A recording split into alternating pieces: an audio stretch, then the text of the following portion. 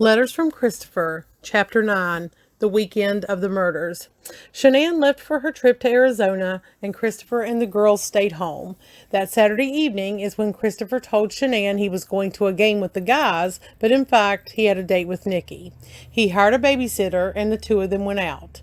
Christopher had never gotten a sitter and gone out while Shanann was out of town. This is something she normally did not feel comfortable with. Christopher and Nikki went out for dinner at a bar and grill. Christopher usually used gift cards for their dates that he got from work, but all of those were used. This time, he charged the meal on their personal account. It was over $62.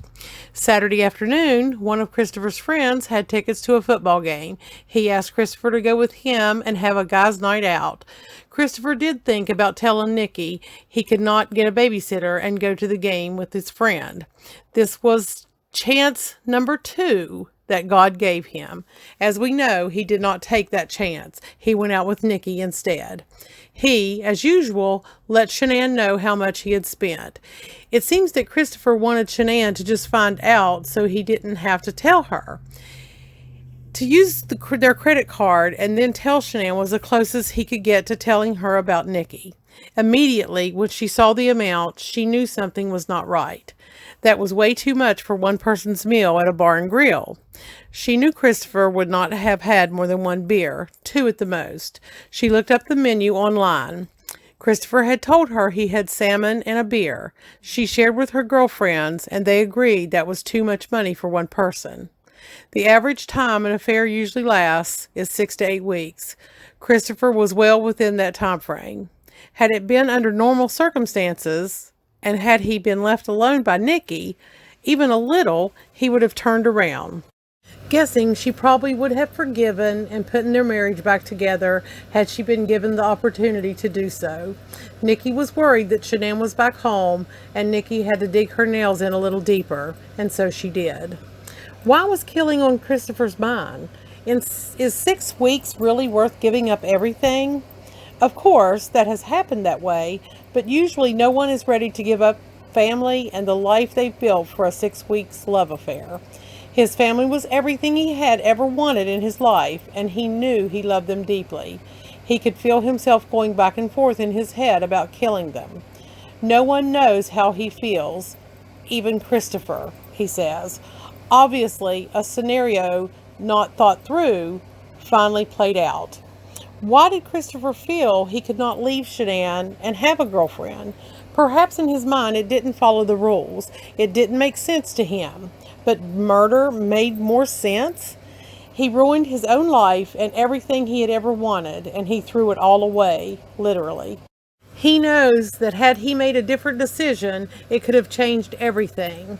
What was putting that roadblock in his head, and why could he not think normally? There was never a toxicology test or a psychological exam done on Christopher.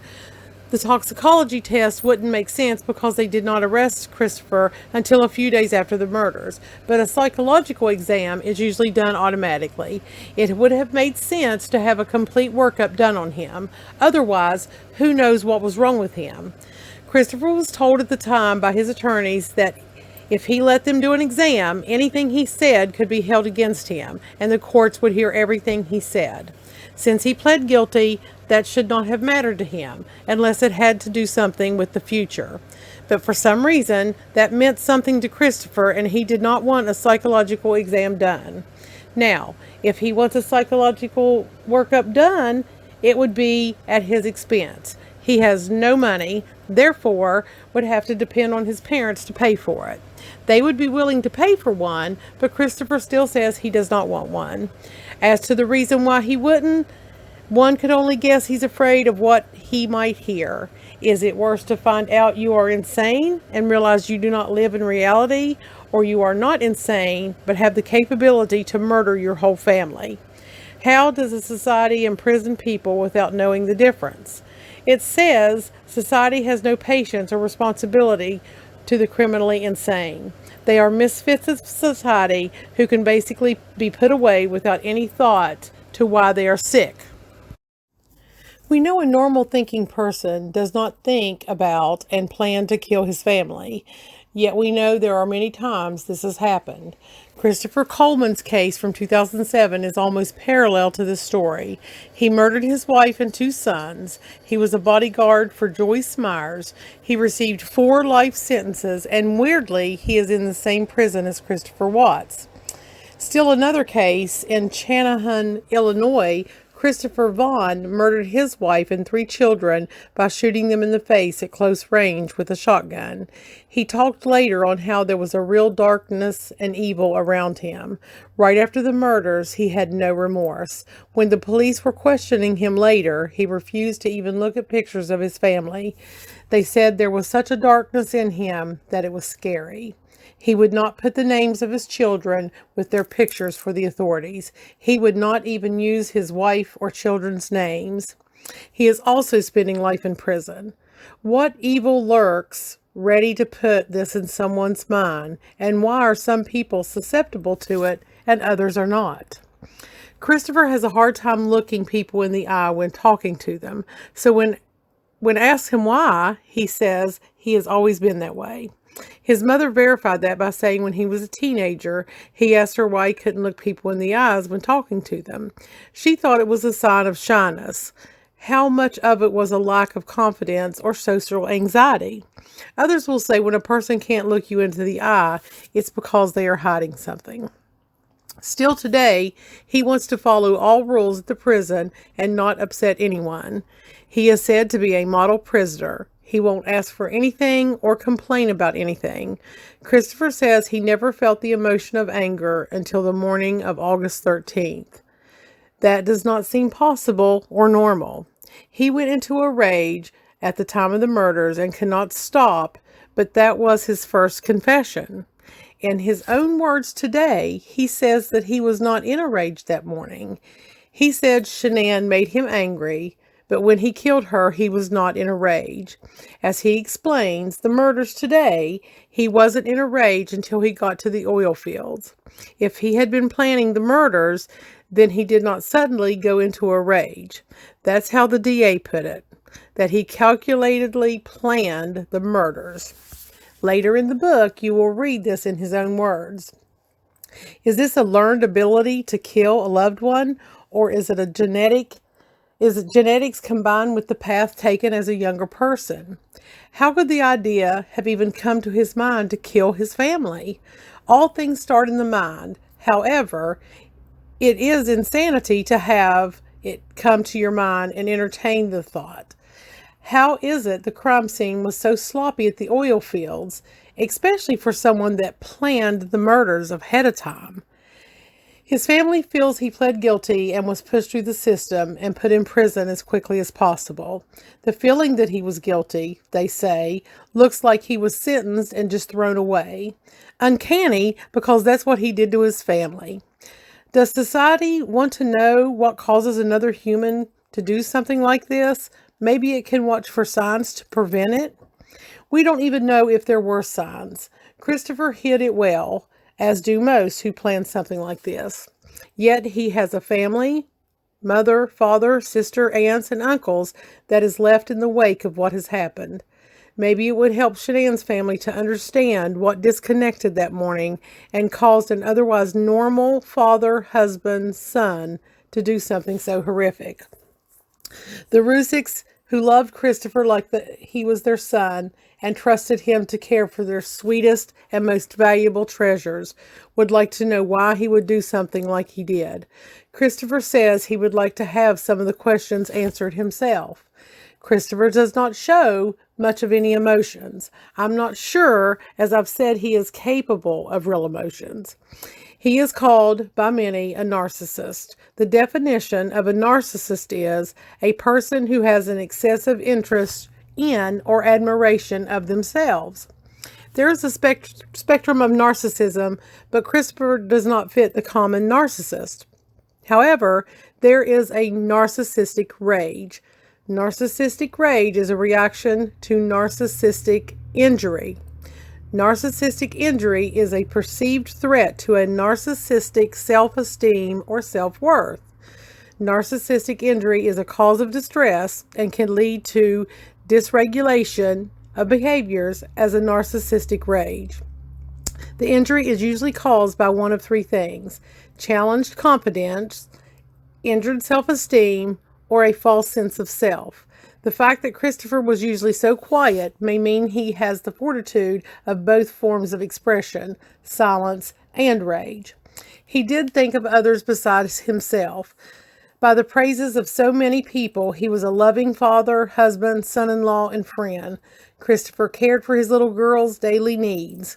He picked them up from school, played with them, gave them baths, fed them, read them bedtime stories. This is not the usual traits of a narcissist. However, if his life was considered a threat to who he really is, it probably built up until he blew.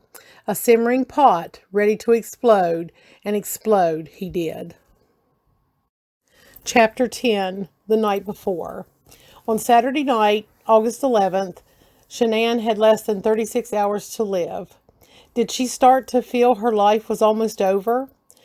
Research has shown people do not have a clue. Shanann's friends all have said she was sick all weekend and was throwing up. Her friends talked about how she just wasn't herself. She was down, not fun-loving as usual. Shanann was usually the life of the party, but not this weekend. Little did she know she was about to step into eternity, and everything she had done in her life, every friendship she had made, and everything she had accomplished was about to come to an abrupt end. Soon the reality and sadness would set into her family as they realized she is now a memory.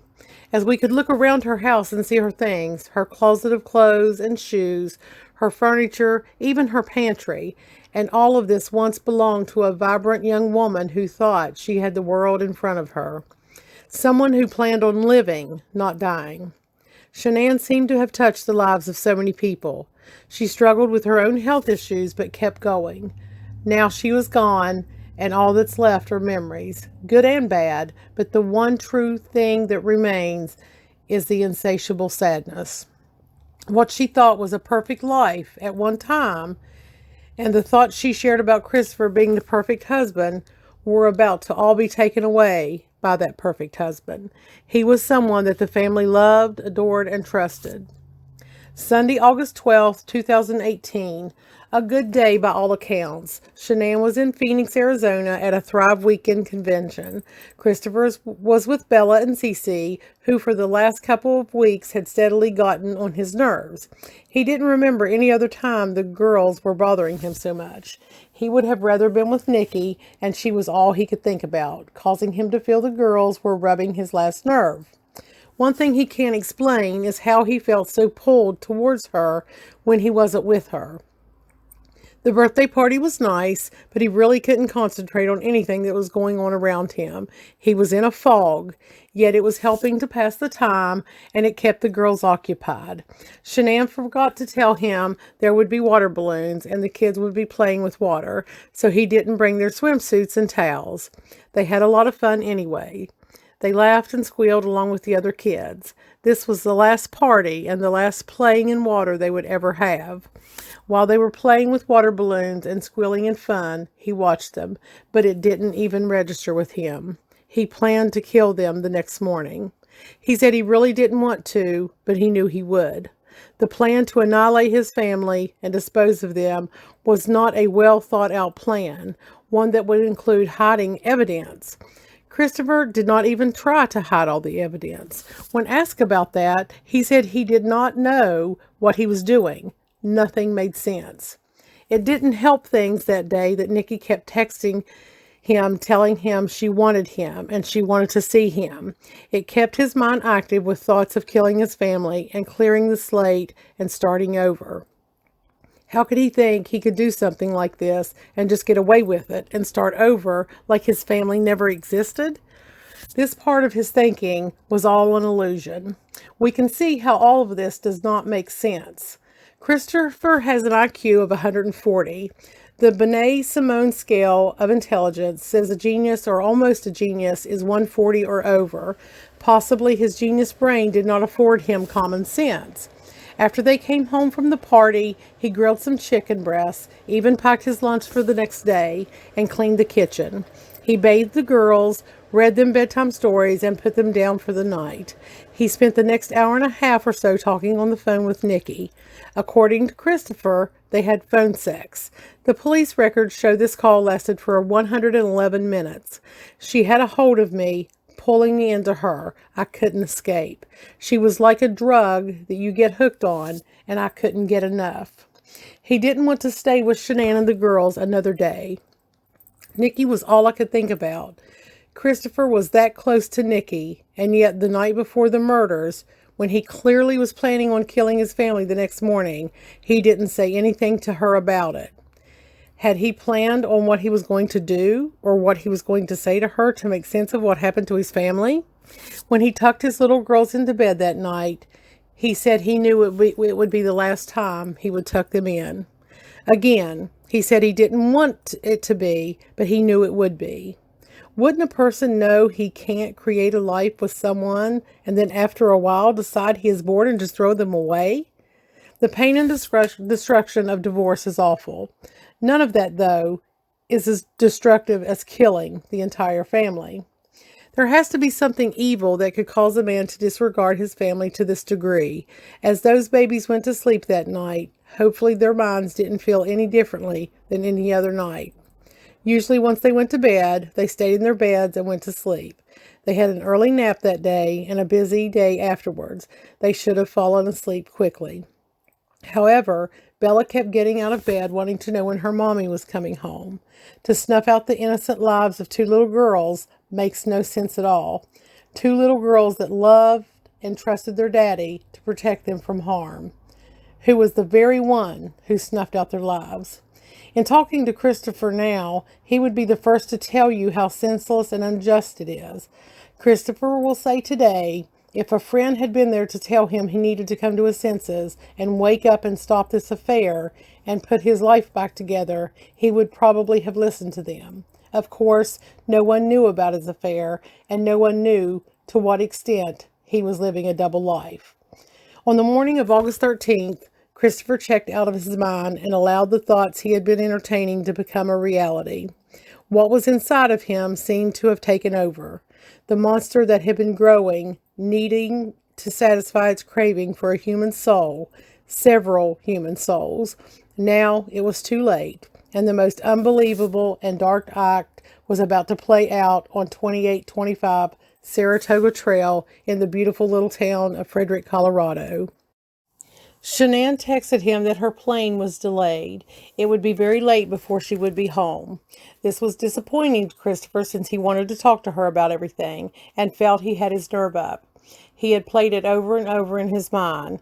When he thought about talking to her, his heart would race. He knew he was going to kill her, but said he did not want to. Why, if he didn't want to, would he have chosen to anyway? One can only imagine the conflict of a mind if to contemplate doing such a horrible thing. What torment to plan the killing of your family. Christopher says this is just not who he has ever been and does not know what can make him do such a horrible thing. After, to blame it on Shanann confused everything and made it worse. This was not fair to Shanann or his own family. Is it possible he did not have a good memory of what happened?